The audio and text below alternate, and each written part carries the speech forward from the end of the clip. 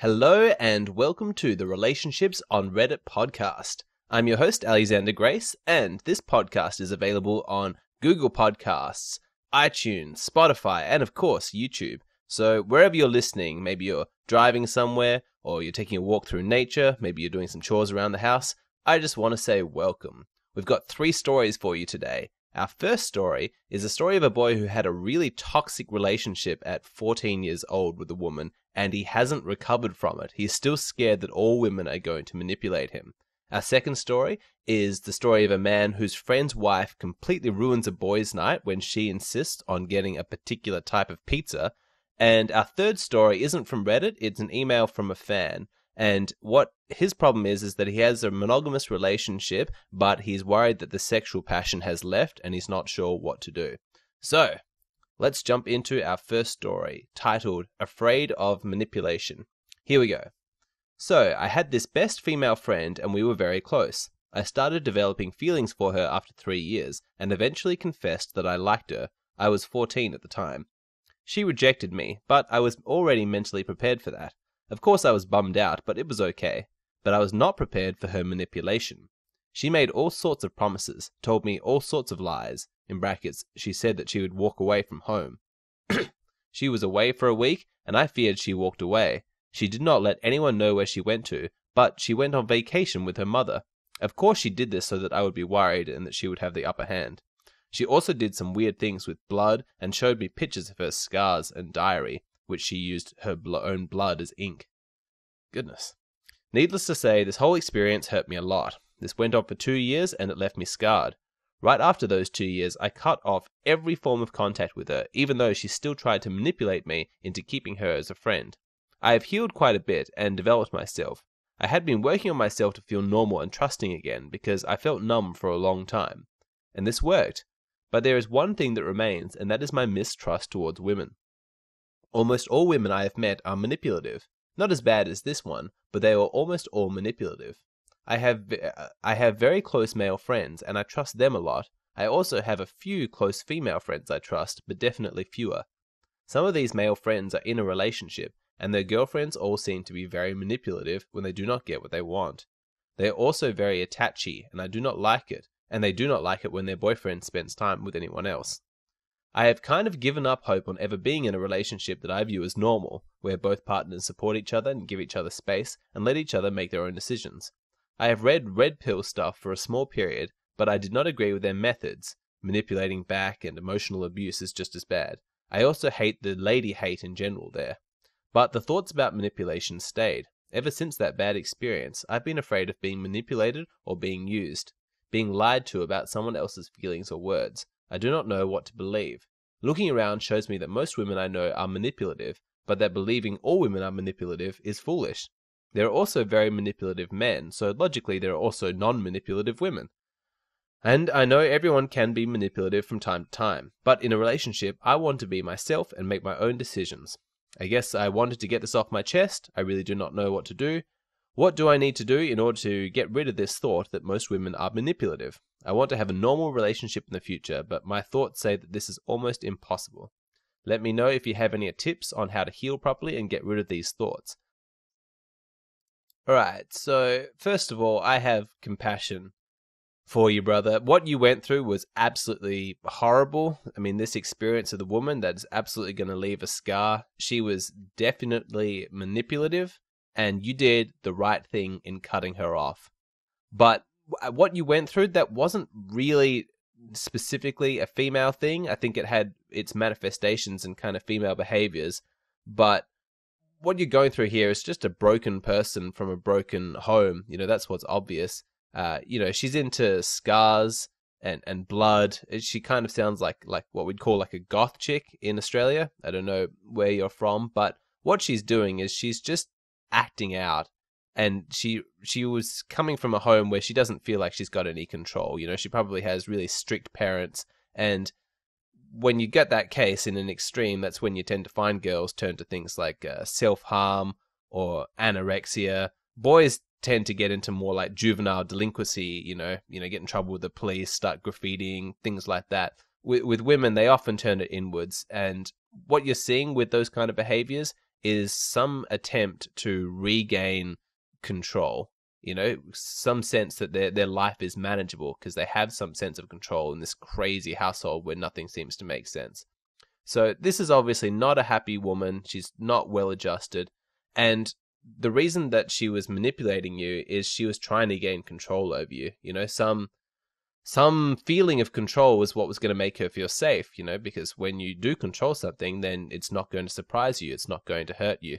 So it sucks that she took your kindness and, your generosity and your friendship, and then instead of choosing to just enjoy that for what it was, she felt the need to exploit it and try and control you. Obviously, that's not good. But trust me, it wasn't personal to you. Had she been growing up in a more functional household, it wouldn't have been like that. So you're correct when you say not all women are like that. And I'm glad that this experience hasn't scarred you so much that you can't see common sense. I'm glad that you're sensible enough to see that. I do see evidence sometimes of people saying things that are patently ridiculous, like, my ex-wife was like this, therefore all women are like that, which is, of course, a massive leap. There's no logic to it at all. That sort of logic is the kind of logic that extreme feminists will use if they say things like all men are rapists and all men are pedophiles. It's obviously ridiculous. You can't take the actions of a few people and then assign those characteristics to an entire group. It makes no sense. So you mentioned that you were looking into red pill stuff, and I think that that's good to a certain degree. Obviously, I'm extremely cautious with the red pill things, but there is a certain value to some of what they talk about. It can explain some of what you've seen. You can come to understand female nature a little bit better, but you do need to be extremely careful. The red pill community tends to be an echo chamber. There seems to be a lot of confirmation bias. And they tend to only see, the manipulation, like the most negative parts of female nature, and they completely miss all of the good stuff. But I suppose that when looking at like what you want to do with your life, whether or not women truly are as manipulative as some people like in this red pill community would try and make them out to be, I don't think that it ultimately matters or needs to matter for you personally. Even if 99% of all women are just horrible, terrible people who are out to manipulate you, that doesn't need to be your problem. It's not your job as an individual to change human nature or to fix society. What you're really looking for is you just need to have one relationship with one woman, and then you can have a happy life with that. That's all you need. And if you've got that, then who really cares if all of the rest of them are manipulative? Even if 99% of women are as terrible as you suspect them to be with all of your, trust issues, well, that's okay. Let 99% of them be like that. Just find a girl from the 1% who isn't like that. That's all you need. And of course, these figures are arbitrary, but my larger point is that who you keep as personal company, who you've got in your life, is extremely important. It's going to have a huge impact on the way that you see the world. And so you need to start thinking about the kind of people you spend time with or the kind of content you consume as having a direct impact on the way that you're experiencing life, the kind of life that you're living and your experience of reality.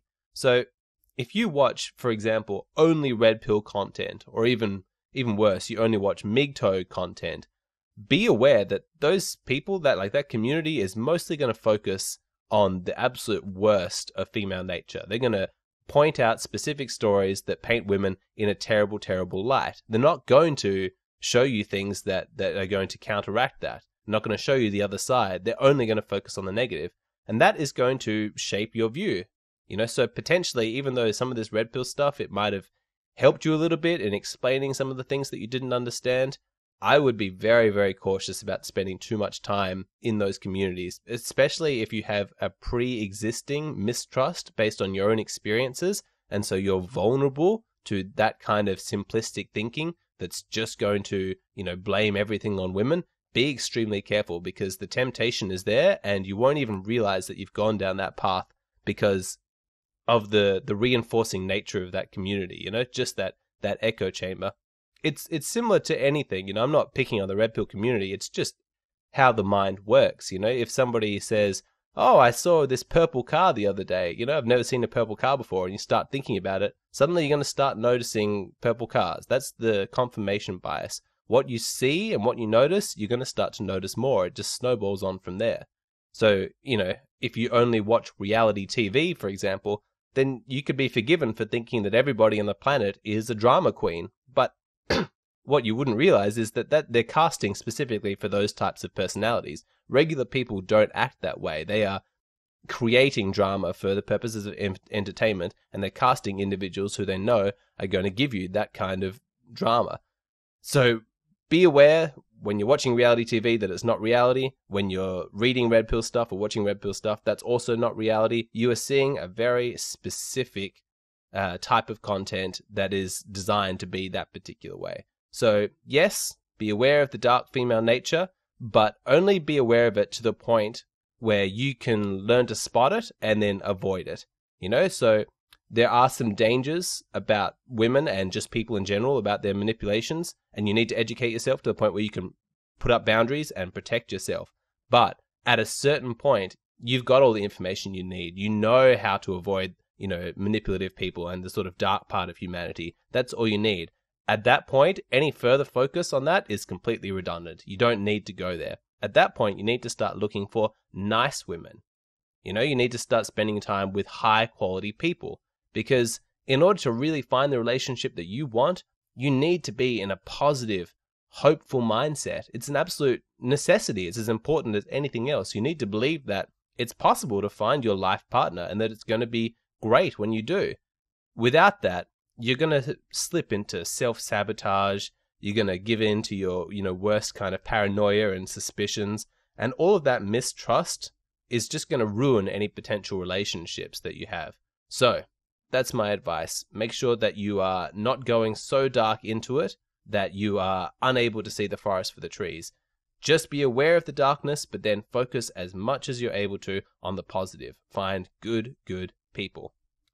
All right, let's have a look at some of the comments of this one. As you got older and older, you'd realize that there are a shitload of insecure people out there who prefer manipulation rather than honestly telling you what they want. Yes, definitely. I think that it is important that every single person be aware of their own dark side. Carl Jung style, integrate the shadow. You need to be aware that a lot of people, when they're speaking to you, they have an agenda. You need to learn to spot it. And then ultimately, you need to put boundaries around those types of people. Basically, by the time, you're ready to settle down in your life, you're not just learning, you're not in your early 20s. When you're in your mid-20s and 30s and you're ready to really create a life that is specifically tailored for you and your interests, you don't want anybody around who's manipulative. If you haven't yet learned to spot those people and move them out from your life, that should be your number one priority. All right, let's go to the next comment. It's not healthy to keep toxic people around. Yes, that further reinforces what I was just saying. I agree with that. Let's go to another comment. She doesn't sound like a nice person. I suggest making some female friends that are a positive influence in your life and share your interests. Don't focus on dating right now, but I'm assuming you view women this way. Is because of your lack of experience in social situations with genuinely friendly members of the opposite sex. I actually like this advice. I think that it's good. I think that if you are only interested in sexual relationships with women, it can have the effect of shaping every interaction that way to the point where you don't really understand how to just speak to somebody normally and what women are looking for. I think that the idea that you can't speak to women and find out about female nature is wrong. Obviously on my YouTube channel, I feature women, a lot speaking about things. I think you need to create the right atmosphere to get the truth, and you need to ask the right questions, and be able to challenge them on the things that they say. But women themselves do have a lot to share about female nature. And so the more female friends that you can attract, especially if they're high quality female friends, it's going to have that effect of improving your mood, improving your outlook, giving you hope. And then by the time you are ready to start focusing on dating again, you're not coming from an isolated, male-only, suspicious place. You're coming from a place with lots of feminine energy in your life, positive women that you're happy to be around. That's where you want to be getting to. All right, last comment on this one. Now you know to avoid and completely break contact with someone who sends around pictures of self-harm and a diary written in blood. In brackets, need to roll my eyes on this, but she was young at the time, so maybe that's why. That's also sad, but it is ultimately true. I think that if somebody is in a really dark place, there is only so much you can do. You should offer your help, but I think that it's a sad sort of truth that lots of people that don't really have much interest in improving their lives, like this woman, she either wanted to drag you down with her, because misery loves company, or she was interested in controlling and manipulating you rather than actually fixing the circumstances of her life. Now, because she's young, she's a child, she's stuck at home with her parents, there's only so much she could have particularly done in that situation, so I don't want to become too judgmental. But if you meet an adult woman like this, someone who has freedom, who has agency, who has the capacity to be completely independent, and you're not seeing any signs that she wants to improve her life, all you're getting from her are, self-harm pictures and horrible diary entries, and it just seems to be kind of cycling through this darkness spiral again and again and again, understand that your compassion may actually betray you. At a certain point, you need to be logical about it. Of course, it's going to hurt to see somebody that you care about go through something like that, but it doesn't, just because somebody's in pain, doesn't mean that they're necessarily doing the right thing in order to move themselves out of that experience. So you need to be a little bit cautious like that. So hopefully, as you've wisened up in your years, you've learnt to spot somebody like this, and you won't try and be in a relationship with somebody like that or fall for them. You're going to be more interested in functioning girls, people with high self-esteem, high-quality women. That's who you want to be attracted to. All right, that ends our first story, short and sweet. We'll move on to the second story, but just quickly, I want to talk about man-made media because we are on the cusp of releasing a new product, and it's unlike something that we've done before. This is a personal story of mine. Now, I don't like to share personal details about myself on the internet. I don't talk about, my family history. I don't talk about my relationships that I've had or anything like that because I don't want to be the product. I like to talk about ideas and I like to talk about other people's stories. But I do understand there's tremendous value in this. And so even though I don't want to talk about it on my podcast or on the YouTube channel, with man-made media, it gives me the opportunity to go into huge depth, really nut into it so that we can get to the core of what the lessons were that I learned from some of the more difficult experiences that I had in my life. And this first story that we're going to be releasing is an absolute cracker. It is my revenge story. I had a time in my life where I was hurt by a woman and I was completely fueled by anger and bitterness. This was a long time ago. And I learned a lot from the story, and I think that other people will too. So look out for that. That should be coming soon, hopefully in the next couple of weeks. If you can't wait and you're just desperate to support the podcast in some way, please check out Man-Made Media's other products. We've got some results of scientific studies, one on booty calls, one on the ovulation of strippers. There's a link in the description box below, or if you're listening to this on audio, just type into Google man-made-media.myshopify.com and it'll take you straight there. All right, let me take a quick drink of water, then we'll move on to the second story. All right, this one is called, Am I an Asshole for Skipping the Guys' Night because the host's wife was there? Here we go. So, I have a pretty tight group of friends that have all been together since elementary school, all early 30s now. Lately, with people getting married and our careers, we haven't had much time to spend together. So, one of my friends suggested a long overdue guys' night. Just pizza and beers and catching up at a buddy's place. I said that I would order and pay for the pizza from our usual spot.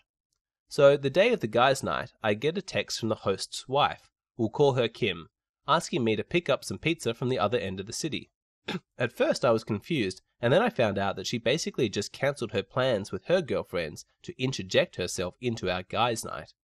I told her that the place that she wants to pick up from is on the other end of the city, plus we already had a place to order from. Kim had wanted to order a bunch of these super expensive, tiny, thin crust hipster pizzas. I tell Kim that we're a bunch of dudes and that we just want some regular filling pepperoni pizza to eat while we have a few drinks. The host texts me after to just say, yeah, go ahead and just get the regular, it's way easier. So we go ahead and order the regular stuff. While I'm driving to his place, I get a message from Kim that reads something like the following. I think you're being really selfish here. I wanted to share something with you guys that I found amazing and have a new experience with you, but you decided that you just have to make this all about yourself. You know that host isn't going to say no to anyone, and you're just being mean to get your way. I told Kim, just cancel the order, get whatever you want, I'm out, and turned around and drove home. To clarify, I wasn't upset about not getting my choice, but at the fact that Kim not only invited herself to what she knew was a guy's night, and then started making demands about food for us and telling me to pick up the food that she wants when she was also off of work at this time. Kim is a bit of a spoiled princess that's used to getting everything that she wants. So I decided not to go because if she was already getting this upset over something like pizza, then I don't want to spend one of my nights off around her. None of the guys were upset. They wanted me to come, but they understood why I bailed. One last thing is we all hang out pretty regularly as a group anyways, so Kim sees us all once every week or so. It's not that the guys never get to see each other, but we haven't had a guys only night in nearly a year. Am I an arsehole for not just going along with this and having a peaceful evening? Alright, straight off, this woman is acting outrageously. Don't like it at all. No, she's in the wrong. I think that the man who wrote this post handled this like a boss. Alright, so let's go into the details why. What specifically did she do wrong? Well, first, I think inviting herself to this male-only party was completely inappropriate. It's not good. It's actually a bit of a red flag. It's not healthy if couples can't separate. You know, you should be able to go and do your own thing. You should have sufficient self-esteem that you can handle your boyfriend or your girlfriend spending time with just their friends that you don't need to be a part of. So if you're listening to this and you have a girlfriend who wouldn't let you have a guy's night, that is a red flag. That's the sign of a very controlling person, and you want to be extremely wary with somebody like that. The second bad thing was this texting to interrupt the pizza plans. Asking him to go and order from this other place and to go and pick it up. But I mean, she wasn't really asking. What she's doing is she's demanding, because if you're asking somebody something, then they can legitimately say no. You know, it's a yes or no. Oh, I happen to say no. No worries, I was just asking. But no, she's demanding because he says no, and then, wow, the response that she gives him. It's just so outrageous what she did. Here he is, he's offering to pick up the pizzas and pay for them. Like, how generous is this guy? What an awesome friend. I want more friends like this who are going to pick up and pay for pizzas. And on top of all this generosity that he's already offered, she asks him to go and get different pizzas. She asks him to go to the other side of the city to do a longer trip and then gets upset with him when she doesn't.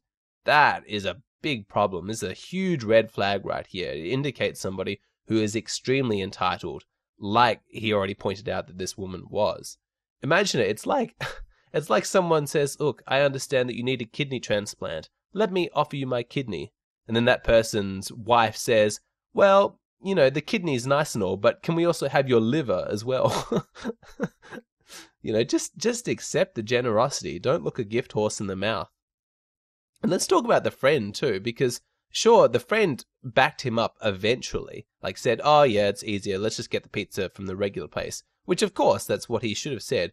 But I think that he should have acted earlier. He shouldn't have allowed it in the first place to even get to this far. So, first of all, when the girlfriend cancelled the plans and then decided to come to this boys' night, he should have said, no, I'm sorry that you've cancelled your plans with your girlfriends, but I'm still going to need you outside of the house. I've already made plans. Everyone's expecting a guy's night. Please respect that. And if she doesn't, then you're really... you haven't got your masculine frame going in your relationship. That's not good enough. You need to be able to stay strong to your boundaries. So he shouldn't have let his girlfriend come. He definitely shouldn't have let her dictate the pizza. Like, I don't know if she sent this text without his knowledge, which would be another red flag. But imagine, just for a moment, we'll assume that she spoke to him first and said, I'm going to send this message to your friend who's offered to pay and pick up the pizzas and tell him to go get it from a different place. What kind of friend would be like, oh yeah, that seems legitimate? Absolutely not. He should have said, no, we're not going to dictate anything to him. We're just going to accept his generosity. And if she complains, you just need to nip that in the bud. You just need to lay down the law right now and say, no, this is not up for discussion. This is my friend, and what you're expecting here is inappropriate. This isn't, I'm saying, get masculine and step into your frame, but this isn't a gender thing.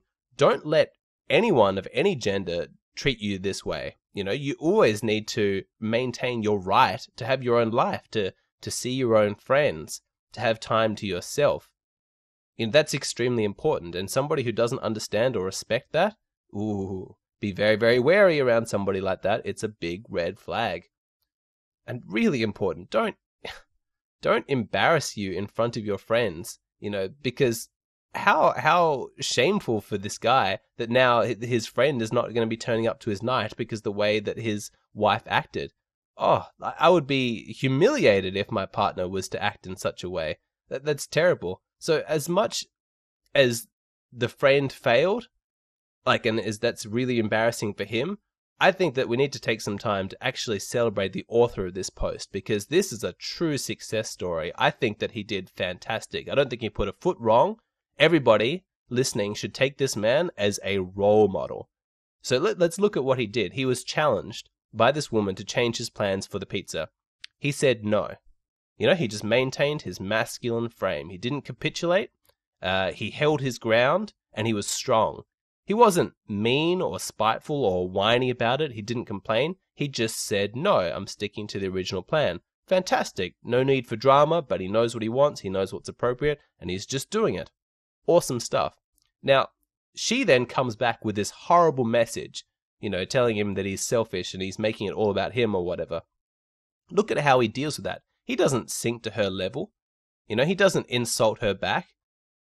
He doesn't engage in the drama. He proves that he's better than that. He takes the high ground. He just leaves. He says, no, do what you like. I'm bailing. I'm not going to come.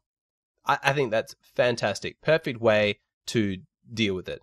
Now, suddenly, the guy who was bringing the pizza is not there at their evening. That the evening is now soured. There's a sour note to everything that happens afterwards. And everybody's going to know that it's her fault. What she's experiencing here with him not turning up are the consequences for her actions. So all of the friends are there and they're wondering why this guy hasn't turned up. It's like, oh, well, this woman who's invited herself to the guy's night, she told him, that the pizza he was going to get wasn't good enough and that he needs to go and get her pizza from across the city. That is extremely embarrassing. Like I said before, how humiliating to have your partner act this way in front of all of your friends, Now, because of this original posters taking these actions, I think it's going to stimulate some discussion within this relationship that absolutely needs to occur. This guy, he needs to have words with his girlfriend. And that's how it should be. The correct person where all of this drama should be settling in is not between the author of this post and this girlfriend. She tried to start that fight, and he did the right thing in not engaging. The correct person to have this fight is the boyfriend, because it's his girlfriend, and he is the appropriate person to tell her that her behavior was unacceptable and inappropriate. Now, a lesser man could have so easily fallen into the trap that she set, A lesser man, if he wasn't as awesome as this post was, he would have argued with her. He would have, had the fight. And that would have been terrible. It would have just been a huge distraction, as if there was an equal side here, as if there's one party who has one perspective and another party who has another perspective, and the two of them need to discuss it. That's not what's going on. Here, it's black and white. One person is completely in the wrong, and when somebody is that far in the wrong, you don't need to engage with them. You just dodge out the way, because you don't want to give them that credibility as if there is any side to their legitimacy. Now, obviously, somebody needs to engage with this person because, well, she's part of their lives, but that doesn't need to be you. You're not really connected to this woman in any meaningful way, so just move out the way and let the people who this is really relevant to have that horrible discussion, Fantastic. I think that he handled it perfectly. I really admire this person. It's like he performed a dodge in fighting, like in boxing or the UFC. You can block it and sort of take the blow, but it's even more effective if you can pull it off, is just to step aside. Let the person's momentum just hit thin air, just hit nothing. You know, that feeling that's going to knock you off balance, and that person's going to look so foolish. So moving ahead, I don't think that there's any reason that you need to bring this up again. You already handled the situation perfectly. She looks terrible. I mean, her message said that he was being selfish and that he was making it all about him. The irony won't be lost on anybody watching this from the sidelines. It should be clear to everybody that she's in the wrong. So if she tries to start a fight with you the next time that you see her, I would just do the exact same thing. Just leave again, you know? Basically, in your mind, just be absolutely clear that her being a bitch, that's not your issue, and you do not have to deal with it. Awesome stuff. Cool story. All right, let's look at what some of the people in the comments section had to say. As a woman, I genuinely don't understand women like this. When I was married, I would actively encourage my husband to have his boy time because I thought it was important. Well, good. That is how a normal person would respond. I think the kind of person who can't handle their partner spending time by themselves or just with their friends exclusively when they're not there are people who are extremely insecure and want to control their partners. Similar to the kind of impulse that we spoke about in the first story, actually. If you don't feel safe or secure, then you're going to try and control the people around you. So, I mean, I do understand why women act like this, and they have my compassion because they're obviously not doing well in life or inside themselves.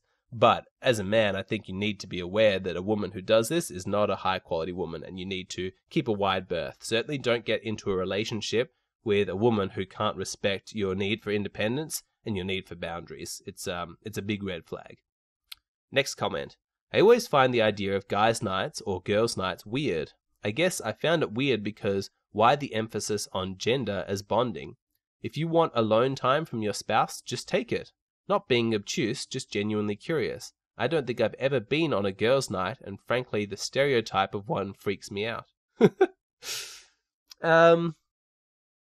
I disagree.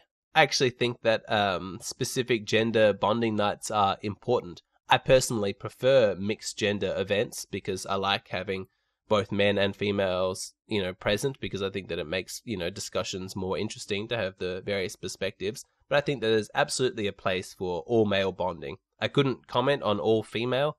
A lot of the women who I like and spend time with, they also don't like all female events. Take that however you like. But so I can only speak from a male perspective. But I do quite a few events that are just male only. And I wouldn't want to do it exclusively, but I get a lot out of it. So I don't know, to each his own, really. When I had a partner, I wanted him to go with his friends. Go! I just want to sip some wine and watch some dumb, creepy videos on YouTube. Well, she's saying that she wants him to go and spend time with his friends, just so she can have some time to herself. Well, that's one reason, I suppose. All right, we'll do one more comment, then we'll move on to our final story. I honestly do not understand women who must be around their partners all the time. My gals will bail on girls' nights because of their dudes. I'm like, you're seeing each other so much. Spend 5 hours away from him. Come on. It's annoying. Yeah, I also get not annoyed but suspicious of that. If people are spending time, if they would rather spend time with a person who they see all the time than like a friend who they haven't caught up with in a long time, then there's some weird kind of codependency dynamic going on there, and it's a little bit suspicious. And it's always really disappointing if you have a close friend and you're used to spending a lot of time together, then suddenly they find a boyfriend or a girlfriend and you don't see them anymore. I think that it's a worry. I don't think that it's normal or natural. Of course, you should want to spend time with your partner, you love that person. That's completely normal, but time apart is extremely important as well, and it's good for your relationship. You go, you see other people, you spend time contemplating their perspectives, a whole different worldview and life experiences than another person's had. You either love it and it enriches your life, or you don't like it, and then you come back to your partner and it makes you appreciate what you've got. Wonderful. So I'm with this commenter. I can't understand it either. I think that it's indicative that something's not going on quite right there. All right. Enough of that story. Let's briefly talk about Patreon. That's the way to support Alexander Grace on his YouTube channel or on his podcast. I post there every single day. We have a fantastic community there. And it's also a great way to send me a story. If you want to see me, cover something in this podcast, that's the best way to contact me, which is a great segue because this next story is an email that I received, and it's called Big Thanks and a Question. So let's go ahead and read that. Dear Alex, I have pretty much binge-watched all of your videos and left a comment where I am telling you how much I appreciate your work. You even liked the comment, which is very nice. You have mentioned in your videos that you also do chat via email with some people that contact you, and that is why I'm sending you this email. I might know the answer already, but I want to make sure. I am sending this to you particularly since you have described accurately what I am feeling in one of your videos, in brackets, monogamy is unfair to men. That's the name of one of my videos. I am 23 and my girlfriend is 24 and we've been together for almost 3 years. I really care about her and consider her my emotional support. The bad part is that I am starting to wonder if I should try to be with other women, since the sex is getting less exciting with each time that we sleep together. Is there a way to make it work again, or is this part of a relationship doomed already because of the biology? I'm also not sure if I am ready to marry her, in brackets probably won't since I'm not a big fan of marriage, and I have a kid with her. She wants one in 5 years or so, which is unrealistic for me. We also had a talk about our relationship when it got really boring, but in the end, I did not break up with her. Do you have any advice? Should you use this in a video or anything, please keep me anonymous. Thank you, and keep up the good work. All right. Let me be honest with everybody here. I almost didn't include this in the podcast. When I first read it, I was extremely reluctant. Even though it's a very, very important question that he has asked, I was a little bit intimidated because it is a very difficult one to answer. It is not obvious in any kind of black and white way what the right thing to do in this situation. It's extremely nuanced. It depends on a number of different factors. And with that kind of complexity, I was a bit intimidated to really put my opinion out there and comment on this. But I ultimately decided that I can't be scared to go after the difficult stuff. I need to show the courage, necessary and talk about the stuff that nobody else does. And that's what this podcast is all about. It's going to the most difficult relationship issues and psychological problems that you have in relationships and talking about them, because we have a culture where we don't talk about relationships. Everybody is so busy talking about sport or politics or things that don't have to do with their personal lives. Nobody's talking about the basics of, well, what does a high-quality person look like? What is gaslighting? What's a healthy way to communicate with other people? To me, those are the most important questions we should be talking about, and that's why I talk about them, to try and reduce human suffering through improving your relationships. And so this guy's reached out to me in good faith, hoping I'm going to be able to help, and I really, really hope that I'm going to be able to. I'm going to do my absolute best here. So let's get started. First off, let's talk about the lost sexual attraction that you're experiencing in your long-term relationship. Now, you're correct that I have spoken about on my channel that this is biological. It is called the Coolidge effect, and it's completely validated by science and all the, experiments. Basically, what it means is that as a man, you have a desire to see your genes passed on to the next generation. And so part of you feels that inclination to have sex with lots and lots of different women. That way you're kind of hedging your bets, so to speak. You're giving your DNA to lots of different carriers in the hope that some of them are going to survive. That is what your biological urge is. And it's the same in males of basically every species. We produce billions of sperm. That's what's going on. Now, even though that is true, that when you have already had sex with a woman, you've already been like, oh, I've given her my sperm, and you're less excited to have sex with her again because there's kind of a biological sense of, oh, I've been there, done that. I need to be spending my time conquering some new territory, having sex with some different women. And the Coolidge effect is absolutely real, and it's not spoken about very often, which is a shame because it has huge implications for our understanding of happiness in marriage and satisfaction in sex lives.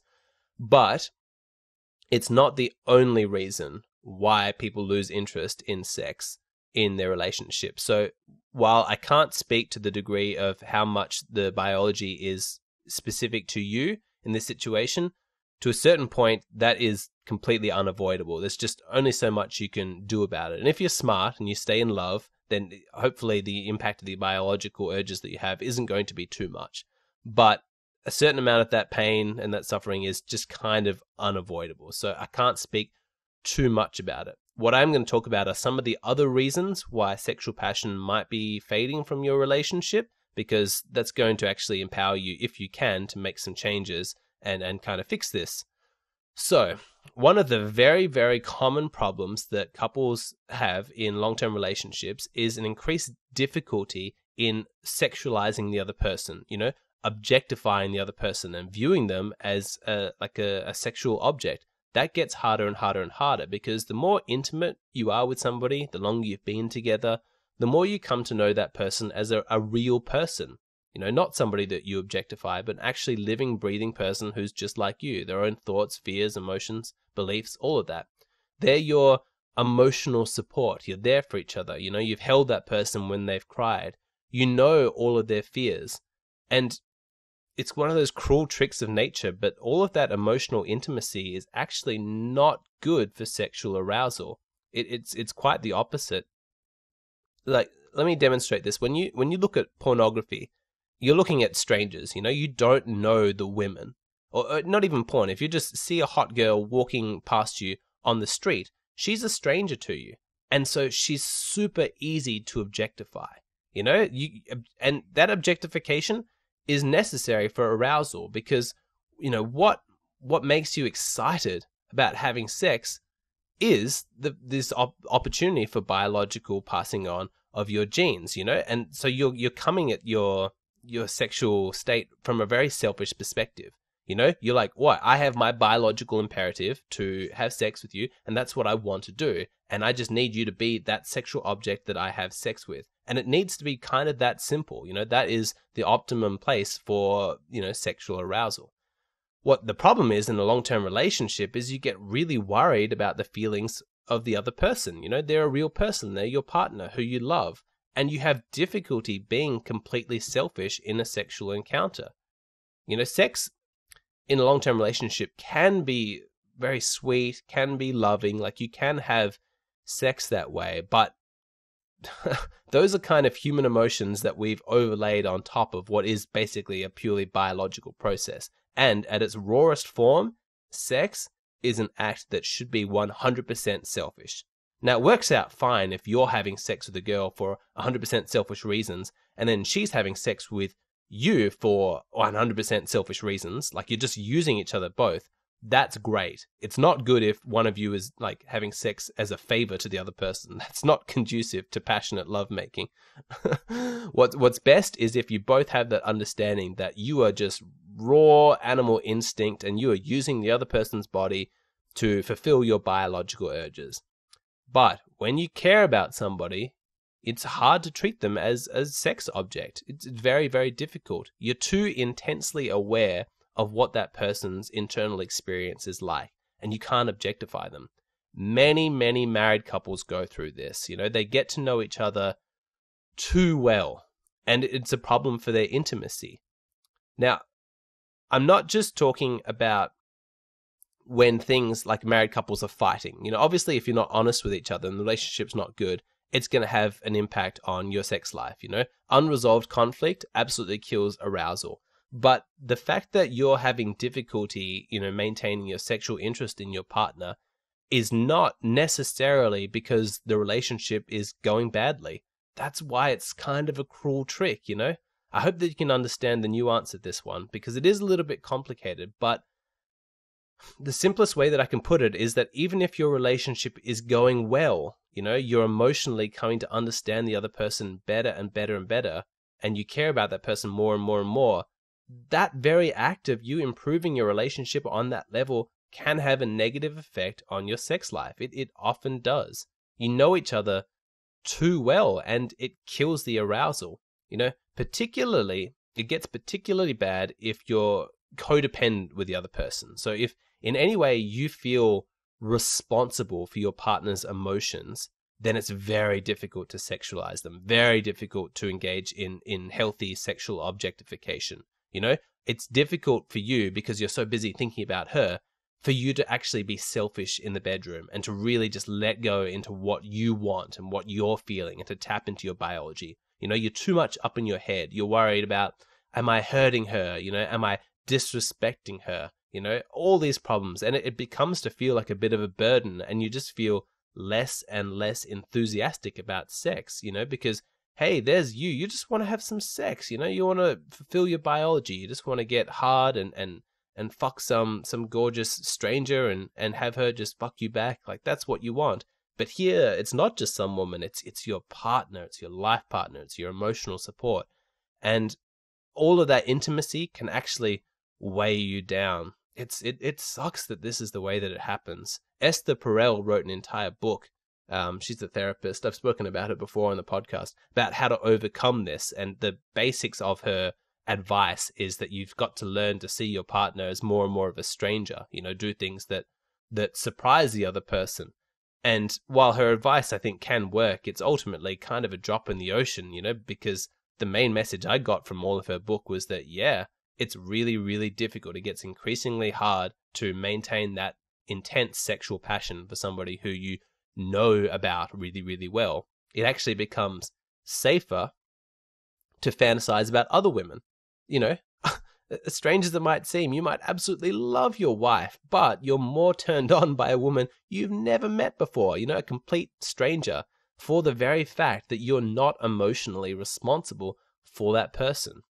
So before we blame biology completely and just say, oh, it's the Coolidge effect, you're not interested anymore because you've already had sex with her biologically, there's no reason to continue to invest in her. While that's valid, of course, before we blame biology completely, I want to ask if you're being completely honest with your partner. Like, how emotionally responsible do you feel for them? Because that's going to be a huge roadblock in feeling excited about sex.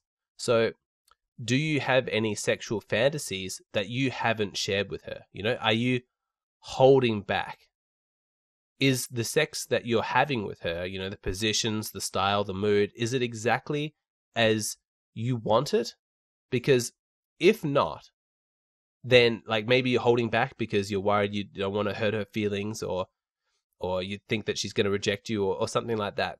If not, try that first before looking elsewhere. If try honesty first, raw, radical, complete honesty. At least give that a try first. And also ask yourself this question: do you want to fix the problem? Now, you've written to me, so it would seem on the surface that, yeah, of course you want to fix this problem. But it is possible that you're more trying to find justification for not dealing with this problem, and just an excuse to sort of move on to something else. So be completely honest with yourself and ask, do you really, really actually want to fix this problem? Is there a part of you that might be glad that your sex life is dwindling? Because maybe secretly you would want to be with other women, like that's actually your preferred, and this dwindling sex life is maybe a nice excuse, perhaps? Again, I don't know you, so I'm just speculating. I just want you to ask these questions to yourself. So if you could flick a switch, say, there's a magic button, and if you pressed it, then it would automatically and just instantly remove any feeling of boredom that you have during your sex life. When you're with your partner, you are now intensely aroused. Ask yourself, would you do it? If it was that easy as just flicking a switch and it would make you crazy turned on by your partner, would you flick that switch? Or is there some benefit to you being a bit bored in the relationship, a bit bored during your sex life? I don't know what it is. Maybe it helps you feel like independent from her in some way, to kind of put her at a distance and all that. Maybe you would rather move on to another woman for completely different reasons. I don't necessarily know, but I think that these are extremely important questions that you need to ask. Because while at the moment, while you might not be excited or aroused during sex, that's not necessarily the most important question. The most important question is, do you want to be excited and aroused? Do you begin sex, or do you begin lovemaking with this woman with the thought, I want to be turned on by this woman? Is that what you want? Do you want this problem to be fixed? Do you want to be aroused by her? If the answer's no, then you need to ask yourself why. You need to find out what the underlying belief is that stops you from having that intention. Now, I'm just spreading my seeds wide. Again, I don't know exactly what you're going through, so I'm just going to talk about something else as well in case this is it, because sometimes this desire to sleep with other women, it can just be an issue of pride. You know, some guys, they pick up the message from the culture somewhere that they're actually less than if they haven't had so many women. You know, maybe their mates are bragging, you know, oh, I've had this many. And if you've just been in a long-term relationship and you don't have much experience, you haven't had many partners, there are some guys who will be like, I think I'm failing at life. You know, I'm a failure because I haven't had so many, you know, sexual partners. I don't know if that's what's going on for you, but I mean, if it is, or if somebody else listening to this, they have that particular belief, get over it really, really quickly. That is not a belief that's going to lead you to any kind of happiness. It's nonsense. Your measure as a man is not by how many women you've slept with. Absolutely not. Some of the happiest dudes I've ever known were Christians who were virgins at marriage. You know, they've only ever been with one woman. And they're absolutely thrilled. You know, they don't measure themselves based on such a superficial characteristic. So all that, you got to have sex with lots of women in order to be a real man, that's genuinely stupid, macho bullshit. Just ignore all of that. Fucking lots of women does not make you a man. Your masculinity is measured by other things. So, let's see. We go through them now. Let's assume that you've already been completely open about your fantasies.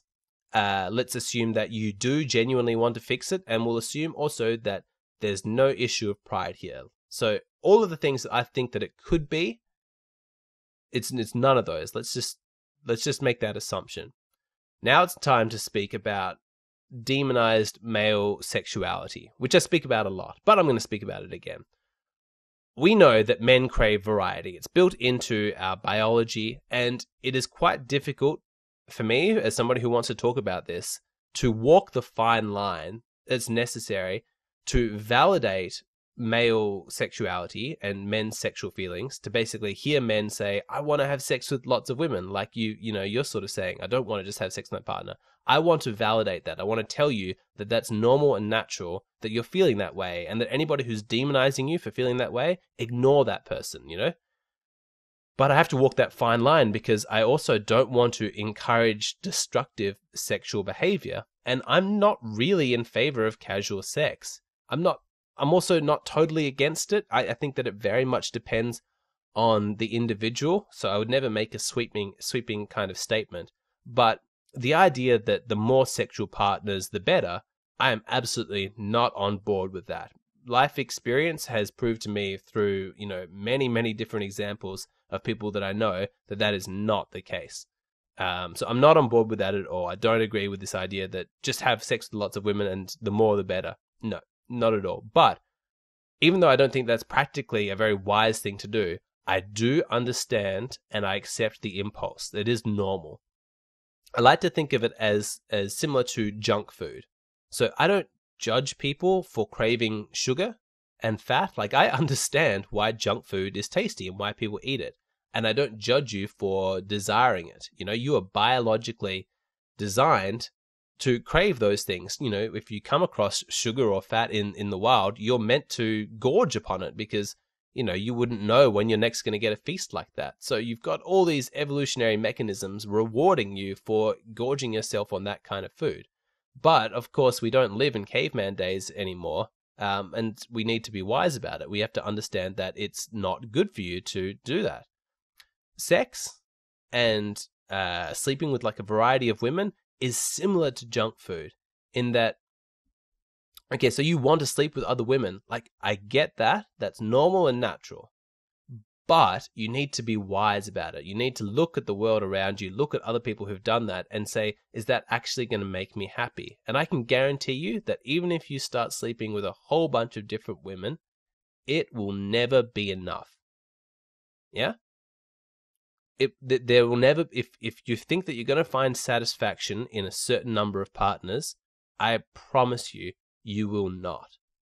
And so what these guys that are living like the pickup artist lifestyle, or like what you used to call like the playboy lifestyle, lots of different women every single night, I think that they're being very, very unwise, because what they're doing is they're just keeping the temptation alive inside themselves. You know, at a certain point, you have to see that the pickup artist community, if they're still stuck in it, like they're not using it to actually find life partners, they're just interested in picking up women in nightclubs, you know, very low quality women, I might point out, you know, the kind of women that actually that stuff works on consistently, but they're very, very shallow. You know, they're just chasing that high again and again and again, and they're not likely to find any lasting happiness. But rather than make a change, they're just going to double down on the tactics they used to, you know, temporarily alleviate their concerns the last time.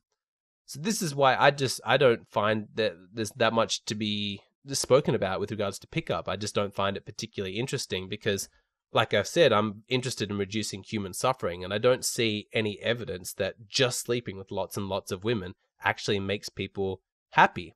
What I have seen plenty of evidence of is that long-term, committed, invested relationships between healthy, functional people does make you happy. That is one of the best parts about life. Most people, they really value those relationships if they can get into it. They're difficult to achieve, which is why in my channel I give as many tips and advice on how to do that as possible. But once you get there, life is good. You know, those kind of relationships, they are healthy, they are nourishing, they're good for you.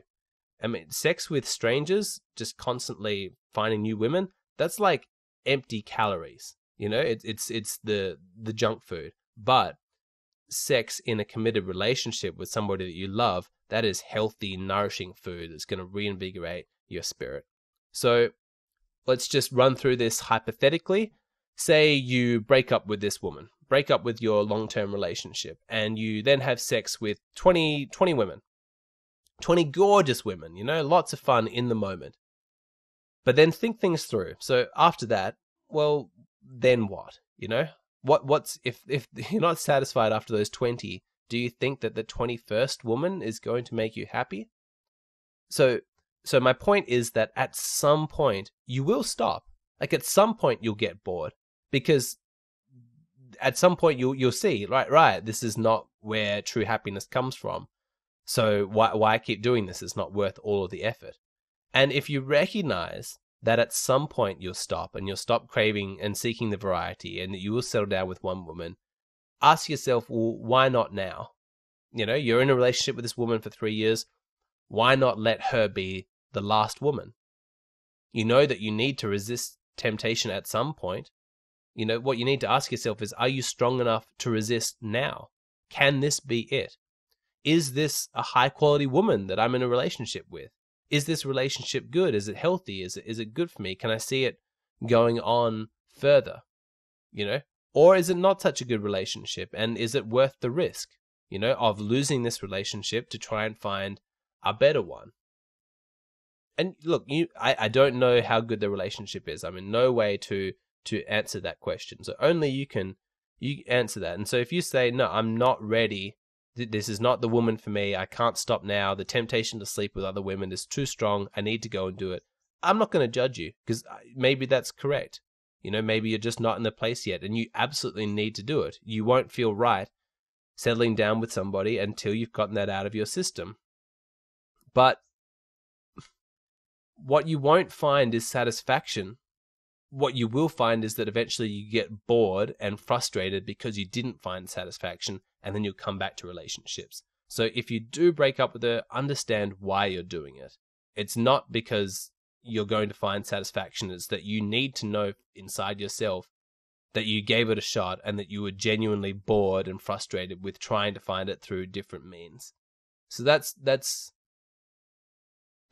my advice. And a certain amount of exploring your biological impulses is actually natural, you know, so if you need to do it, go for it. I think it's better than spending your life with a woman and being resentful about it, you know. Like if you can't let this go, you genuinely don't have the strength, that you're just going to be sitting there resenting her all the time, thinking of her as the woman that prevented you from chasing after the thing that was actually going to make you happy. Well, that's not fair to her. And so, you know, absolutely need to stop it. But if you do feel inside yourself that you do have the strength to resist that temptation, and instead of wondering if the grass is greener somewhere else, you're like, no, I'm just going to do everything I can to make this relationship the best relationship that it can be, then maybe now's the time to make that commitment. And if you do that, I'll tell you what you're likely to discover. You'll discover that sex is just not meaningful unless it's in a commitment. Like there's a rush, there's a certain high that you get through, anonymous sex that people describe. There's that instant validation, but it fades quickly and then you crash hard. You probably know this inside yourself. The difference between an orgasm that you had from masturbation, where you just, by yourself or maybe looking at pornography, and the orgasm that you have with like a partner during sex, one is a lot more satisfying than the other. And in the afterglow of sex with a woman that cares about you, you don't have that horrible sinking feeling afterwards. You're like, no, this was something that meant more than just a cheap and quick high. So, long-term relationship, it is normal for sexual passion to fade.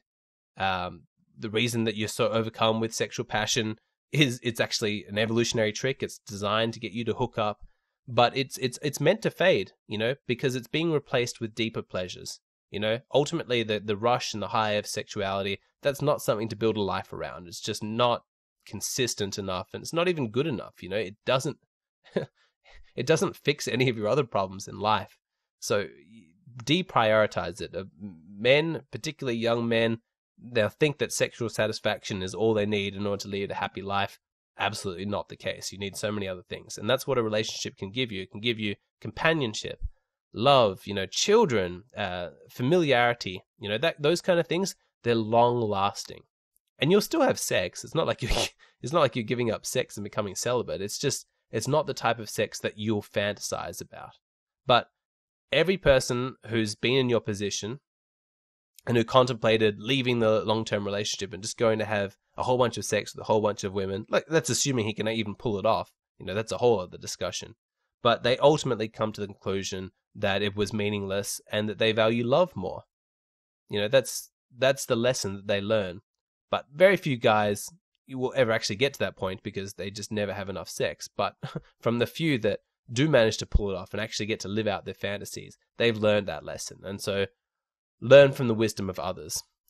If you're having problems in your relationship, I can understand the allure of looking outside of your relationship and getting lost in some fantasies, because that's a lot easier than fixing them. It's a lot easier than having those hard conversations, breaking, any codependent patterns that may have formed. It's way easier to just fantasize about other women, but that doesn't lead to happiness.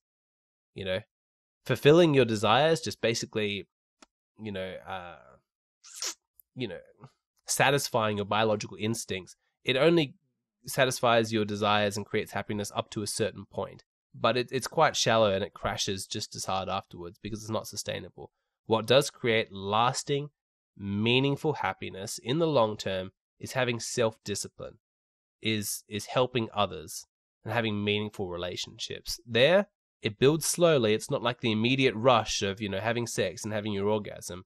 It's something, it's like a long 50-year tantric orgasm, right? It just starts very small, but your happiness will build and build and build. And there's no limit to it, You really do have an infinite potential of happiness if you're willing to be patient and cultivate it in the right way, with hard work. And relationships are fantastic, amazing, fun, all that good stuff, but they are also work, and it's that work that makes them fun. All right. That's what I have to say about that issue. I don't know how well I feel like I did. I think that it is an extremely difficult topic. I would be fascinated to hear more personal details about your relationship. So if you want to send me a follow-up via email, go ahead and do that. Maybe we can even do another version of this in a couple of months' time to see where you're at. Thank you so much for sending me that story. If you have a story that you'd like to send me, hop onto my Patreon page. That's the best way to contact me. If you want to support the podcast, make sure to head over to Man-Made Media and purchase one of the products there. Look out for my personal story that's going to be coming out soon. I want to thank you so much for listening, and I'll see you all again next week.